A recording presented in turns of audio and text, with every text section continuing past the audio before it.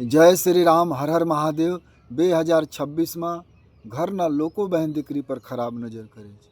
આજના સમયમાં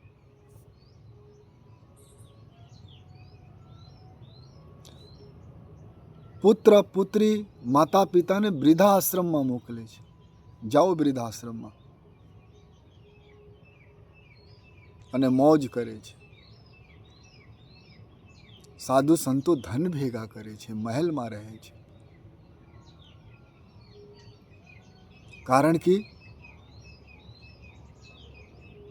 જીવનમાં ધર્મ નથી, આડંબર છે, દિખાવા છે, ઢોંગ છે, પાખંડ છે.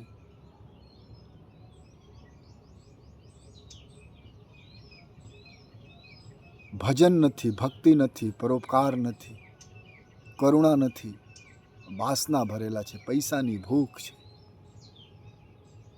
પૈસાની ભૂખમાં લોકો આંધળા બની ગયેલા છે. કેવી રીતે પૈસા આવે?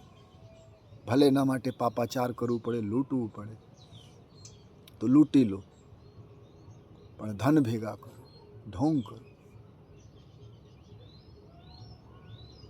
આજ ભક્તિમાં તાકાત નથી કે 5 લોગ ધર્મ સાથે જોડે.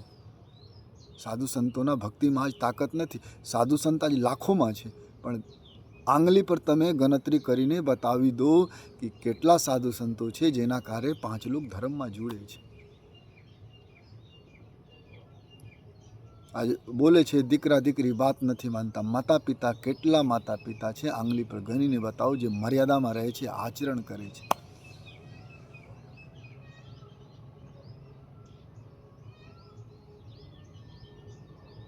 કેટલા માતા પિતા સત્ય સ્વીકારવા માટે તૈયાર છે કે જ્ઞાન વિશાલ છે, આજ જ્ઞાન ફાસ્ટ बढ़ે છે,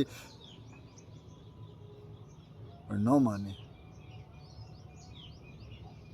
ખાલી બાળકો ખરાબ નથી, માતા પિતા પણ ખરાબ હોય. વૃદ્ધાશ્રમમાં જવાનું કારણ શું છે? મનમાના આચરણ. અને આચરણ મર્યાદામાં ક્યારે? જ્યારે ધર્મ સાથે જોડાવ હોય. આજ પણ આપણા દેશમાં મેક્સિમમ તો નહીં, પણ ઘણા લોકો ધર્મ માને છે, મર્યાદામાં રહે છે. એના કારણે આ દુનિયામાં શાંતિ છે તો ભારત દેશમાં છે.